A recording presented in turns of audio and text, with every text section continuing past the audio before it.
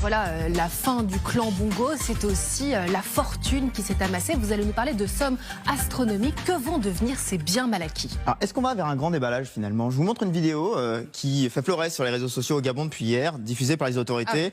Voilà ce qu'on découvre au domicile du chef de cabinet du fils d'Ali Bongo. Vous voyez les sacs, les valises, littéralement les valises de billets. Alors c'est du franc CFA, les autorités parlent de 6 millions d'euros à peu près. C'est difficile de vérifier, mais ça vous montre à quel point la question du trésor du clan Bongo est prégnant en France, mais aussi au Gabon. Alors, estimation. Allons dans le vif du sujet. J'ai parlé de 6 millions d'euros ici. C'est vraiment le tout petit bout de la lorgnette. L'estimation de Mediapart, après une longue enquête, en 2015, était de 460 millions d'euros. Estimation en plus qui se disait honnêtement partielle et qui évoquait possiblement le milliard d'euros, peut-être même. Donc vous voyez, 1 milliard, c'est énorme. Si juste on compare, le PIB du Gabon, je regardais 20 milliards d'euros, donc on sera un 20e du PIB du Gabon, 5%, avec un salaire officiel pour Ali Bongo qui est de 15 000 euros par mois. 1 milliard de patrimoine avec 15 000 euros par mois, il faut travailler quelques siècles pour l'obtenir, je crois. Oui, on se doute bien que c'est pas avec ce salaire officiel qu'il a pu s'offrir des villas partout dans le monde. C'est un parc immobilier digne d'un gagnant du Monopoly. Je vous ai promis l'agent immobilier, le voici. Donc alors, je vous emmène rue de l'Université Paris 7. Donc vraiment les très beaux quartiers de Paris. Cet hôtel particulier qui au total sur un domaine de 5000 m², inestimable en fait. Acheté a priori une centaine de millions d'euros dans les années 80, mais on parle de plusieurs centaines de millions d'euros aujourd'hui.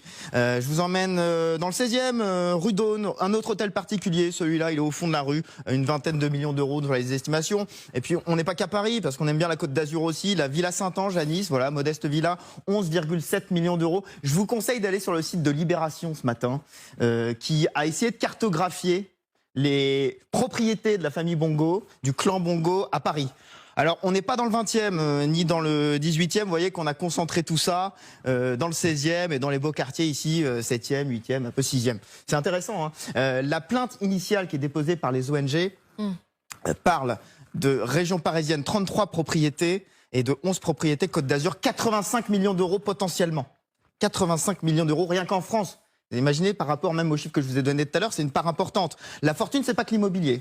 Il y a l'immobilier, il y a les comptes en banque, il y a les entreprises, il y a les voitures, il y a les yachts, les objets de luxe, les costumes, les bijoux, etc. Je m'arrête sur les entreprises.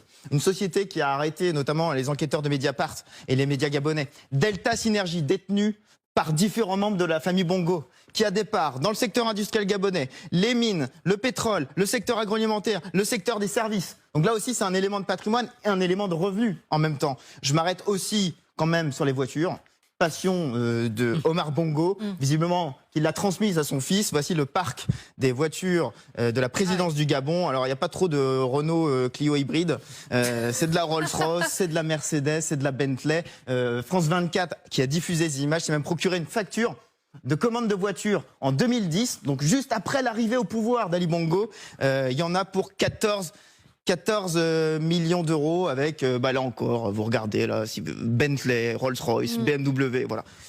On aime le luxe. Et encore, on est au début du déballage, parce qu'on est peut-être au début de quelque chose qui va être encore plus important. 14 millions d'euros, je vous ai bien dit ça en voiture. 14 millions d'euros. En 2010, hein. En 2010, une commande. On n'a pas les autres commandes qui ont suivi. Il y a même un bus VIP. Là, bus VIP, oui, je vous épargne, voilà, 7 millions d'euros. Bon. Mon cher Benjamin, question pendante. Comment ont-ils amassé autant d'argent? Je crois que la photo parle d'elle-même. La source de revenus essentiels du Gabon, c'est le pétrole. Et le système a été mis en place, d'après les enquêtes journalistiques et entre autres celles de Mediapart, par le père Omar Bongo, prolongé peut-être d'une manière un peu moindre par le fils. Assez simple finalement, des sociétés pétrolières qui versent des commissions au clan Bongo pour pouvoir exploiter le pétrole. Cet argent qui est ensuite, et là c'est l'enquête française qui le révèle, envoyé vers des sociétés écrans, SCI Emeraude, SCI de la Baume, et ensuite ces sociétés écrans qui investissent dans l'immobilier que je viens de vous montrer. Voilà, assez basique, assez classique, j'ai envie de dire, avec un système français qui a mis un peu de temps à réagir, puisque la première plainte 2007, Transparency International, l'enquête 2009, elle débute réellement en 2009, fin de l'instruction 2017, et on a eu des premières mises en examen dans le clan Bongo en 2022. Pour être précis, 4 enfants d'Omar Bongo en avril, puis 5 autres enfants d'Omar Bongo en juillet. Évidemment, Ali Bongo, protégé par l'immunité. La difficulté dans cette affaire étant l'ampleur du clan Bongo. Alors, je vous donne ce chiffre qui circule, relayé notamment par Le Monde, 53 héritiers potentiels pour Omar Bongo. C'est la légende, de nombreuses femmes, de nombreux enfants. Toujours est-il que, je retourne sur la plainte initiale de 2007, elle concernait la famille Bongo, mais aussi la famille Obiang de Guinée équatoriale, mais aussi la famille Sassou Nguesso, Congo-Brazzaville. On a ici des mises en examen. On a une condamnation du fils Obiang en 2021, mais c'est la seule condamnation. Pour l'instant, on en est qu'au stade ici, au mieux des mises en examen. Oui, le Gabon n'a pas le monopole des biens mal acquis. Absolument.